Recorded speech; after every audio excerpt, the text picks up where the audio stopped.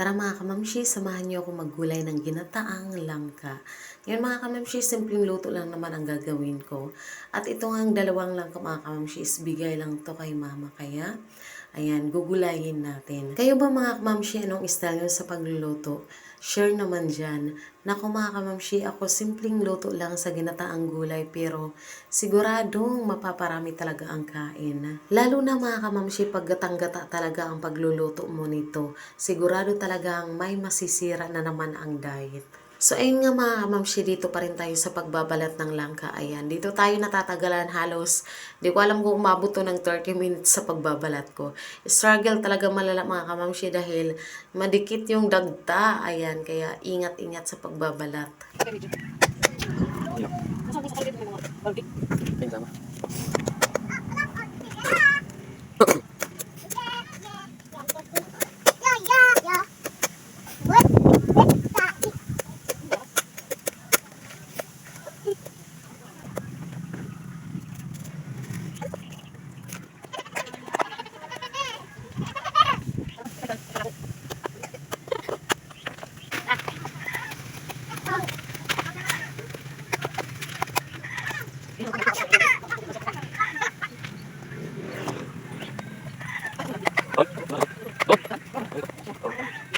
Sa wakas, natapos din ako magbalat ng langka. At ito nga mga kamamshi, ang aking kapatid ay nagkakayod ng nyug. Gawa nga ng nabilhan ni mamang nyug, walang kayoran. Tara mga kamamshi, simulan na natin ang ating pagluluto ng ginataang langka. Ayan, nagsuti lang ako dito ng luya, sibuyas, bawang. And then pag okay na mga kamamshi, pwede na natin ilagay ang ating langka. At pwede na rin natin ilagay dito ang ating unang gata. And then mga kamamshi, ang ihahalo ko lang naman dito ay dilis. Ayan, prenito ko lang.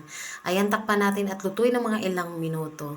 Pagkalipas ng ilang minuto mga kamamshi, ayan, nag-add ako dito ng siling green. Siling green para sa mga mahihilig sa maanghang. Ayan, mas mapaparami talaga ang kain mo pag may kunting sipa sa anghang. At maya-maya nga mga kamamshi, mag-add din ako dito ng red bell pepper. Ayan, tinimplahan ko na rin mga kamamshi ng mga pampalasa, asin, magic sarap, and then pork cubes. Simpleng luto lang to mga kamamshi pero siguradong mapaparami na naman ang kain namin. At ayun nga mga kamamshi, maglalagay na rin ako dito ng red bell pepper, ayan, or salar. Yan ang tawag sa amin mga kamamshi. Nasa sa inyo mga kamamshi kung lalagyan nyo o hindi. Depende naman sa pagluluto nyo. At yung mga kamamshi, nailagay ko na pala dito yung huling gata, yung gatang-gata talaga mga kamamshi. At ito na mga kamamshi, nilagay ko na yung pritong dilis dahil luto na ang ating ginataang langka.